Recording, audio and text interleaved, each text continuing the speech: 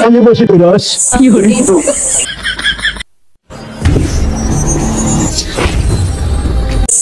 Kasi may sadya ako sa kanya. May sadya ako sa kanya kasi. Asan yung pintuan yun? Ito. Ba? Saan? Ito. Yun, dito? Saan? Dito? Wala. Anong pinto? Ito?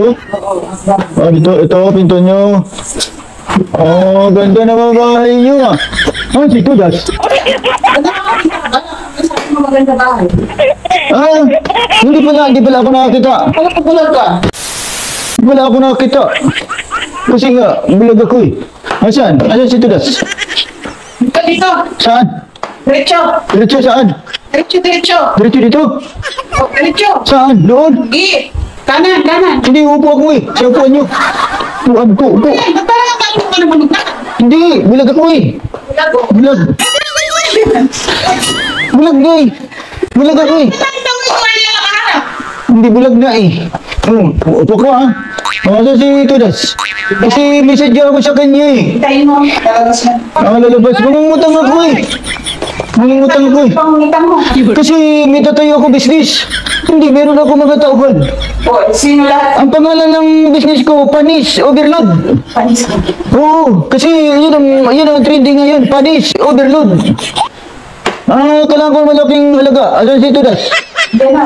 Saan? Lalabas na. Mukhang maraming pera ito. Uy, nandiyan si Bombay. Kailangan yung wallet ko. Lagyan ko ng 20 pesos para kumita ko. Lalaglag ko sa kanya, papain ko. Papain ko sa kanya, sabihin ko, 2,000 laman. Ano yan? Lalabas? Saan lalabas?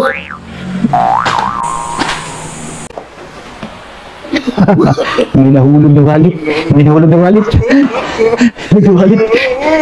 Nahulog.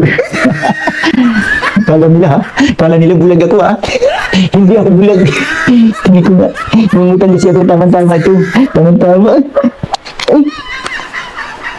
20 pesos? 20 pesos lang palang wallet ni Tudas. Naku, wallet pa si Tudas. Kala ko pag-shorty ko na nakakuha ko ng nakakuha ko ng wallet. Wala rin pala ito. Walang pira pala Tudas pa. Ako makakautang nito. Ito lang pala ang pira ni Tudas. Uy, pida. Diyan si Tudas. Diyan si Tudas. Ano dyan ba si Tudas? Mangungutang ka? Ba yan? Akala ko ba, Bombay, maraming pera, Bombay. Bakit mangungutang? Akala ko ako pwedeng mangutang sa'yo dahil Bombay ka naman eh. Tudas kasi, ganito, napaliwanag ako sa'yo kasi kaya ako nangungutang ng malaking halaga kasi magtatayo ako ng Panis Overload. Oo, dito sa dito sa Marikina lang. Magtatayo ka ng business. Tal dyan, wala naman akong pampautang sa'yo na malaki. Panis Overload. Yun yung ngayon, yung trending ngayon ng Panis Overload. Malaki halaga. Tudas, pautangin mo ba talaga ako? Kikita ko dyan, 2,000 gabi. Bombay,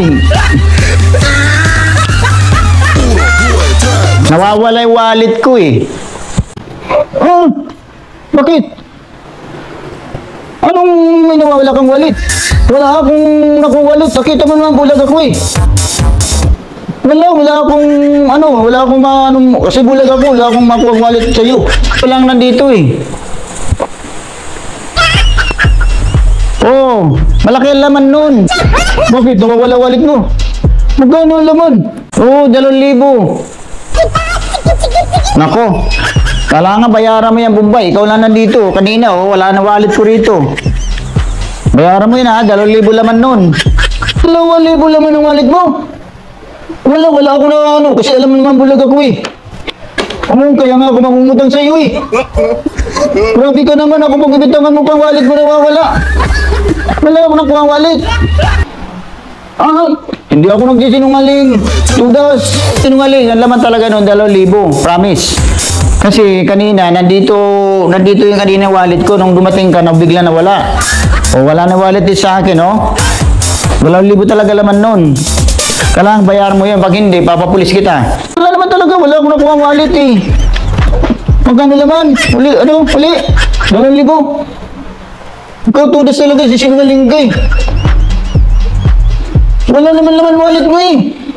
Hindi nga ako makakita, bulag nga ako eh.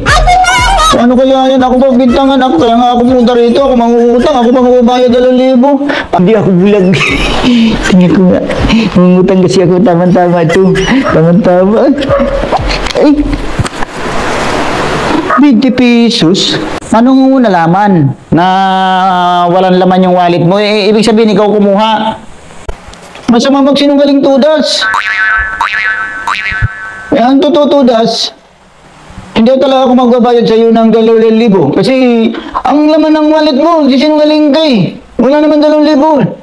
Anong nalaman na walang laman yung wallet mo? Eh, ibig sabihin, ikaw kumuha.